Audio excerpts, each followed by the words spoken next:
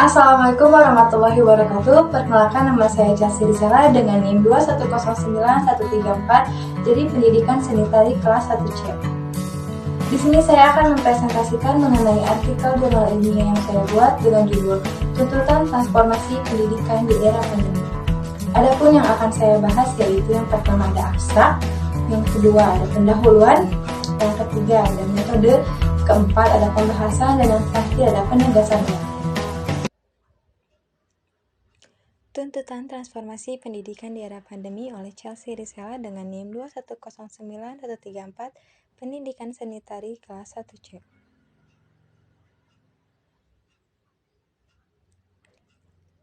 Yang pertama ada abstrak.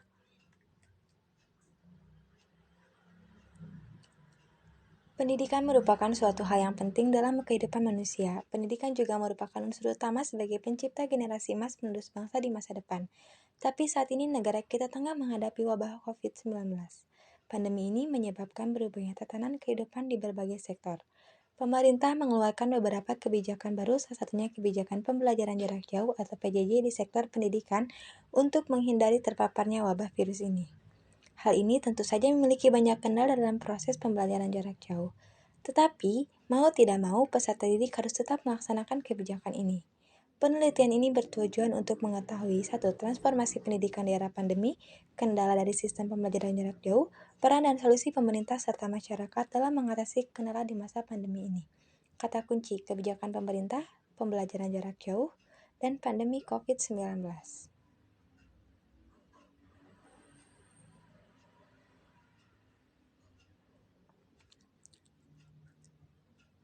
Yang kedua ada pendahuluan. Transformasi pendidikan tatap muka menjadi pembelajaran jarak jauh. Awal tahun 2020 di dunia sudah diguncangkan dengan kemunculan wabah yaitu virus COVID-19. Sampai tanggal 20 Oktober 2020, Indonesia menempati peringkat kedua kasus positif terbanyak di Asia Tenggara setelah negara tetangga kita yaitu Filipina dengan jumlah kasus positif terbanyak sebanyak 386.842 kasus. Dengan jumlah kasus sebanyak itu, otomatis timbullah berbagai macam dampak di berbagai bidang, salah satunya itu bidang pendidikan. Banyak sekali kebijakan-kebijakan yang baru dikeluarkan oleh Kemendikbud dalam pandemi ini, di antaranya sistem pembelajaran tatap muka yang bertransformasi menjadi sistem pembelajaran jarak jauh atau yang kita kenal dengan sebutan PJJ. Seperti yang kita ketahui, PJJ juga berhubungan erat dengan globalisasi. Perkembangan iptek di era ini memunculkan beberapa teknologi canggih yang senantiasa dapat membantu proses pembelajaran jarak jauh ini. Bukan hanya globalisasi, ternyata PJJ ini juga berhubungan erat dengan perubahan sosial. Keterbatasan media pembelajaran. Yang pertama ada kuota. Dalam pelaksanaan PJJ ini, penggunaan kuota internet yang berlebihan mengakibatkan adanya keluhan dari orang tua karena adanya peningkatan biaya pada pembelian kuota internet. Yang kedua, jaringan. PJJ pasti sangat membutuhkan jaringan internet. Ini menunjukkan sudah pasti ada kendala dalam penggunaan jaringan internet. Misalnya saja seperti yang terjadi di daerah terpencil yang kesulitan mengakses jaringan internet yang tentu saja menyebabkan ketidakstabilan dalam pelaksanaan pembelajaran jarak jauh. Yang ketiga ada keterbatasan kemampuan siswa memiliki media pembelajaran seperti ponsel, laptop, dan komputer. Sampai saat ini masih banyak siswa yang masih memiliki keterbatasan fasilitas pendukung seperti ponsel, laptop, dan yang lainnya. Hal tersebut akan berdampak kepada keberlangsungan proses pembelajaran pada siswa.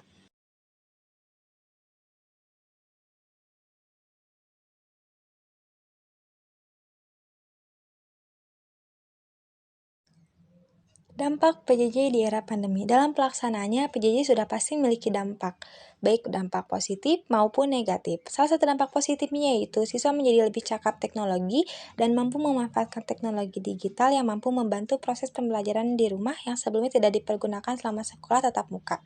Seperti yang dilakukan siswa yang belajar menggunakan aplikasi Zoom Cloud Meeting. Salah satu dampak negatifnya yaitu ancaman putus sekolah karena krisis ekonomi yang terjadi di era pandemi ini dan tidak memiliki fasilitas yang menunjang untuk mengikuti proses PJJ ini. Seperti yang dialami oleh Wiji Lestari, 19 tahun, harusnya ia duduk di sekolah tingkat SMK kelas 12, gadis ini putus sekolah karena tidak memiliki handphone. Selain itu, banyak juga kasus-kasus lainnya yang ada pada aspek pendidikan.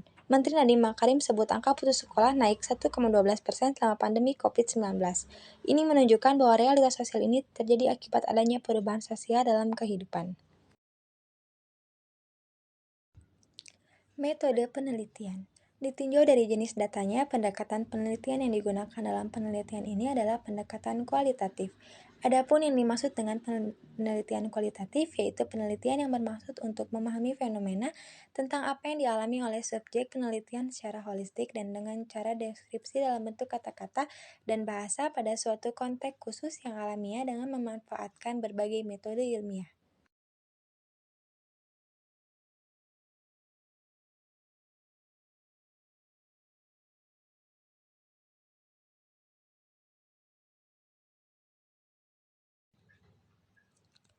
Pendidikan adalah suatu usaha yang dilakukan bagi membangunkan potensi yang ada dalam diri manusia. Menurut Hasan, pendidikan dapat diuraikan menerusi dua sudut pandangan. Sudut pandangan yang pertama adalah berkaitan dengan masyarakat.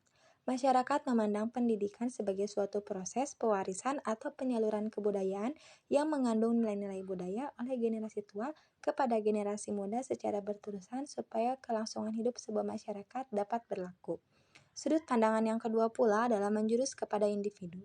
Menerusi sudut individu, pendidikan merupakan proses membangunkan dan menggilap potensi-potensi yang sememangnya ada di dalam diri manusia, sehingga potensi-potensi tersebut dapat mewujudkan kemampuan tertentu bagi menjamin kehidupan manusia yang seimbang serta kehidupan manusia yang normal.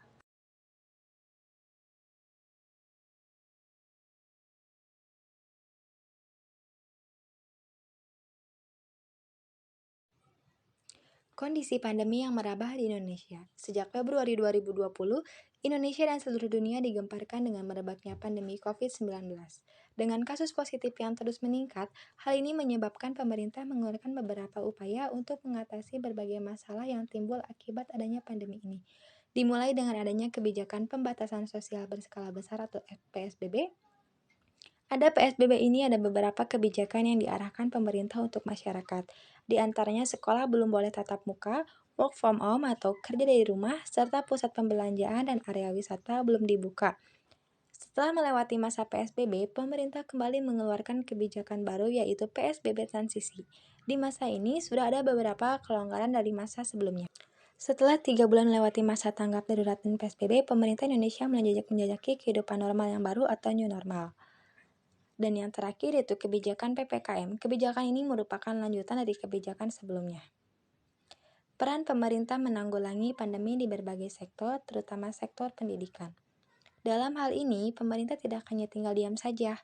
Pemerintah berperan penting dalam penanggulangan pandemi ini di sektor pendidikan. Ada beberapa upaya yang dilakukan oleh pemerintah untuk menanggulangi pandemi di sektor pendidikan. Upaya yang paling utama ialah pemerintah menerapkan strategi social distancing, salah satunya dengan menutup sekolah. Pemerintah juga dapat memberikan bantuan baik berupa finansial maupun gadget bagi siswa yang tidak memiliki ponsel. Selain itu, pemerintah juga berupaya untuk memberikan kuota internet gratis untuk masyarakat yang masih bersekolah.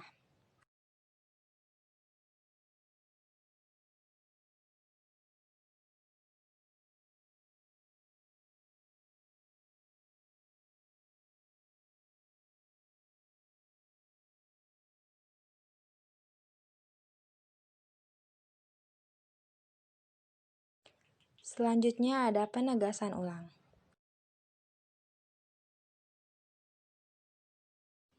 Solusi pemerintah dalam mengatasi dampak pandemi yang pertama ada bansos, yang kedua vaksin, yang ketiga pembelajaran tatap muka terbatas. Koordinasi dan kerjasama antara pemerintah dengan masyarakat dalam mengatasi situasi di era pandemi. Dalam situasi kondisi seperti ini, kita perlu memiliki peran yang pas antara pemerintah dan masyarakat. Peran kita sebagai siswa diharapkan dengan senantiasa mengikuti PJJ ini dengan baik, kondusif, dan tetap tidak melupakan kewajibannya sebagai pelajar di kondisi apapun. Bukan hanya itu, ternyata masyarakat berperan aktif dan sangat dibutuhkan dalam menyukseskan PJJ. Seperti yang dikatakan Pak Muhaimin selaku Ketua DPR saat pers Selasa 11 Agustus 2020, ia mengatakan bahwa ia mendorong peran aktif semua elemen masyarakat untuk gotong royong membantu para siswa yang mengalami kendala saat mengikuti pembelajaran jarak jauh. Dan yang paling utama ialah peran pemerintah. Pemerintah dapat memberikan bantuan baik berupa finansial maupun gadget bagi siswa yang tidak memiliki handphone.